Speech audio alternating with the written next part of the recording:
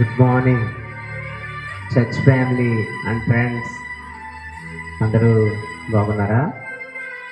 మరి ఇక ఉదయకాల సమయంలో మరి వాక్యం చదువుకుందాం.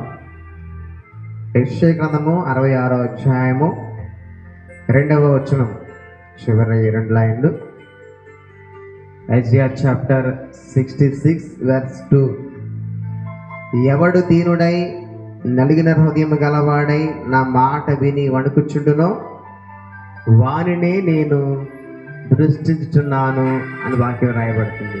ఎవరైతే దీనత్వం కలిగి నలిగిన హృదయం కలిగి దేవుని మాట విని ఆయన మాటకు లోపడతారో అటువంటి వారు అయిపోయి దేవుని యొక్క దృష్టి ఉందని దేవుడి సన్నిధిలో మాతో మాట్లాడుతున్నాడు. దయ కృప దేవుడు మనకు అందరికి ఇచ్చును గాక.